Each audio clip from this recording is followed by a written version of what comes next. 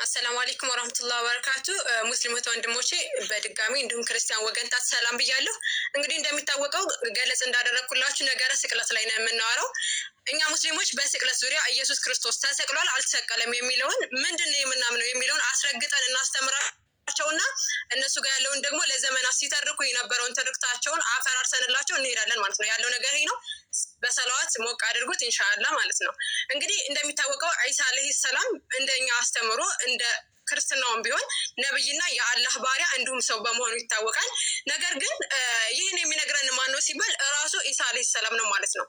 በሱረቱል መርየም ምዕራፍ 19 ቁጥር 30 ላይ ቃለ ኢኒ አብዱላሂ አታኒል ኪታበ ወጀዐለኒ ነብያ ይላል። እኔ የአላህ ባሪያ ነኝ፣ መጽሐፍ ሰጥቶኛል፣ ነብይም አድርጎኛል ማለት ነው። ታዲያ ይህን ነብይ አይሁዳኖች ምን እያደረጉበት ነበር? እያሴሩበት ነበረ።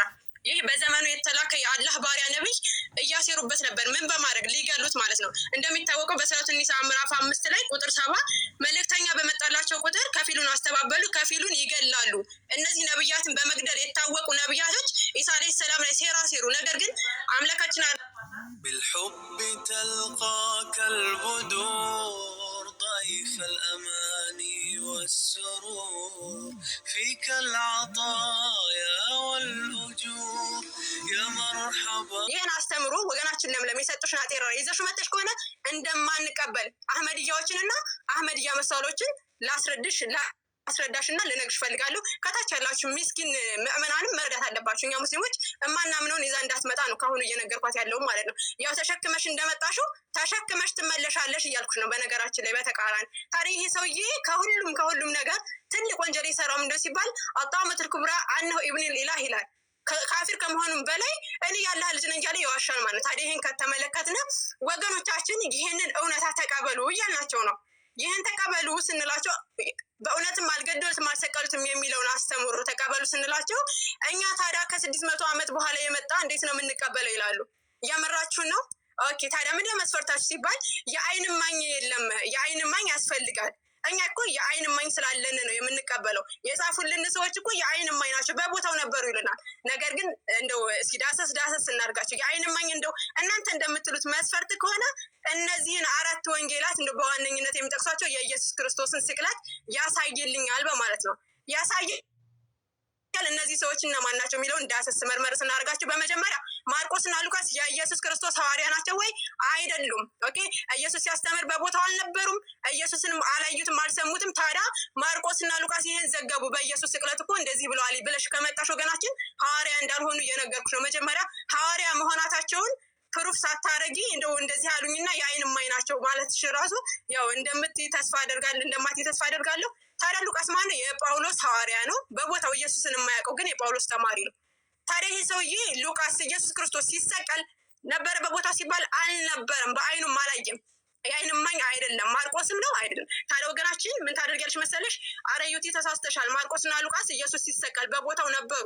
የአይን እማኝ ናቸው ካልሽ በማስረጃ ወገናችን ለምለም ታሳይናለች ማለት ነው። ሁላችሁም ከእኔ ጋር ሁኑ አብራችሁ። ያጀማ ድምፄ እንደሚሰማም እየነገራችሁኝ ማለት ነው። ድምፄ ይሰማላ?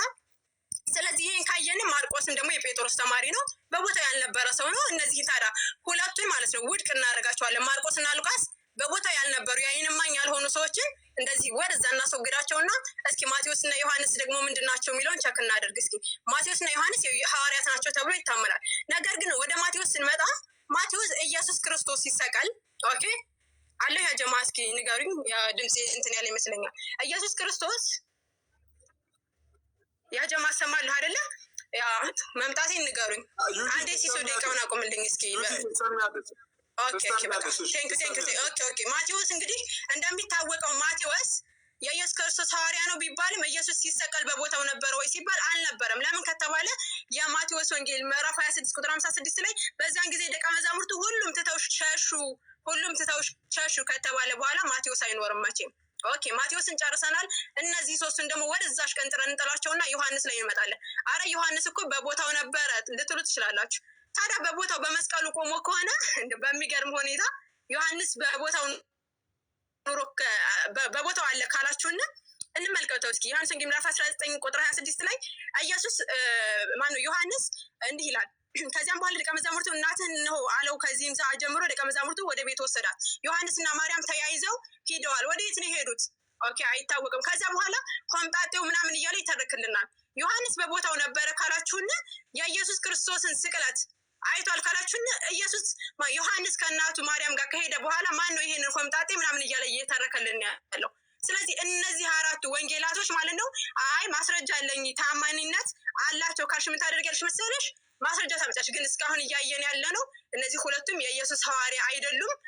ማቴዎስ እና ዮሐንስም ደግሞ በቦታው አልነበሩም። እነዚህ አራቱ ወንጌላቶች ለምንድን ነው የተመረጠው ካላችሁ የኢየሱስን ስቅለት ያሳይልናል። አንድ ሰርፕራይዝ አለ ለእናንተ ያጀማ። ሰርፕራይዙ ምን እንደው ታውቃላችሁ? በተለይ ኦርቶዶክስም ሆናችሁ ክርስቲያን ከታች ካላችሁ ልብ ብላችሁ አዳምጡኝ። እነዚህ የተመረጡት የኢየሱስን ስቅለት ያሳይልኛል ብለው ነው እንግዲህ አባቶቻቸው የመረጡት። ነገር ግን ከነዚህ ሌላ ተጨማሪ 40-50 ወንጌል እንደተጣለ ታውቃላችሁ። ለምን ሲባል ሕማማቱን የኢየሱስ ክርስቶስን ስቅለት ስለማያሳይ። ለዚህም ማስረጃ እኔ ሳይሆን መምህር ያረጋል አበጋዝ ይነግራችኋል ማለት ነው። እስኪ አሁን እንመልከተው። የዕብራውያን ወንጌል፣ 7ኛ የመርቅያን ወንጌል፣ 8ኛ የግብፃውያን ወንጌል፣ 9ኛ የባሲሊዲስ ወንጌል፣ 10ኛ የእውነት ወንጌል ጎስፔል ኦፍ ትሩዝ የሚሉት፣ 11ኛ የማርያም ወንጌል፣ 12ኛ የአራቱ ሰማያውያን ኃይላት ወንጌል፣ 13ኛ የይሁዳ ወንጌል፣ 12ኛ የሉቃስ ወንጌል፣ 15ኛ የናዝራውያን ወንጌል። ታከታችሁ አይደለም? በጣም ተክቶናል ያረጋ መምህር ያገለበቀስ 16ኛ የዕብራውያን ወንጌል፣ 17ኛ የ12ቱ ወንጌል፣ የያዕቆብ ወንጌል ወደ 25 ቢያንስ ዋና ዋና ይሰራጩ ነበር። ከነዚህ መካከል እነዚህ ሁሉ ውድቅ ሆነው ለምን አራቱ ብቻ ተመረጡ? ሁሉም ስህተትና ችግር ያለባቸው ሆነው አይደሉም። ግን ከአራቱ ውጭ የነበሩት በጣም ብዙዎቹ የክርስቶስን ሕማማት በግልጽ አያነሱም ነበር። ዋና በጣም እናመሰግናለን መምህር ያረጋል አበጋዝ። እንግዲህ ምንድነው መሰላችሁ እያለ ያለው መምህር እነዚህ የተጣሉት ወንጌላት የኢየሱስን ስቅለት አያሳይልንም። ዛሬ ደግሞ ዩቲ አራቶቹን አፈራርሳላችኋለች። በጣም እናመሰግናል። ታዲያ ይህንን ከተመለከትን ወዴት ነው የምንሄደው? መዝሙረ ዳዊት ምዕራፍ 91 ወንጌላት እንደማይረባ አሳይተናቸዋል። መዝሙረ ዳዊት ላይ ስንሄድ እንደው ኢየሱስ ተሰቅሏል እንኳን ቢሉና፣ ነገር ግን መዝሙረ ዳዊት ምዕራፍ 91 ቁጥር 3 ላይ እርሱ ከአዳኝ ወጥመድ ከሚያስደነግጥ ነገር ያድንሃል ይላል። ይህ መሲሐዊ ትንቢት ደብል ፕሮፌሲ ለኢየሱስ ክርስቶስ ነው ተብሎ ይታመናል። ያድንሃል ካለ እግዚአብሔር ነው ያዋሸው? አይ እናንተ መታችሁ ተሰቅሏል ካላችሁን ታዲያ ማን ነው ትክክል? እግዚአብሔር ወይስ እናንተ ናችሁ ትክክል? ወገኖቻችን ይህን ለሚሻ የምትመልስላችሁ ይሆናል ማለት ነው። አይ እግዚአብሔር ትክክል ነው እኛንን ትክክል የሚለውን እሷ ትመልሳል። ምክንያቱም ያድንሃል ከተባለ በኋላ ተሰቀለ የሚባል ነገር ስለማይሰራ ወይም ይህን ጥቅስ አትቀበሉም ማለት ነው ክርስቲያኖች። መዝሙረ ዳዊት ምዕራፍ 91 ቁጥር 15 ላይ ይጠራኛል እመልስለታለሁ፣ በመከራውም ጊዜ ከእርሱ ጋር እሆናለሁ፣ አድነዋለሁ አለ። አድነዋለሁ። ስለዚህ ክርስቶስ አልተሰቀለም ማለት ነው። እግዚአብሔር አድነዋለሁ እያለ አይ አላደንከውም ተሰቅሏል እያላችሁን ነው። በሚገርም ሁኔታ ኢየሱስ ክርስቶስ بالحب تلقاك البدور ضيف الأماني والسرور فيك العطايا والأجور يا مرحبا يا مرحبا زين الشهور.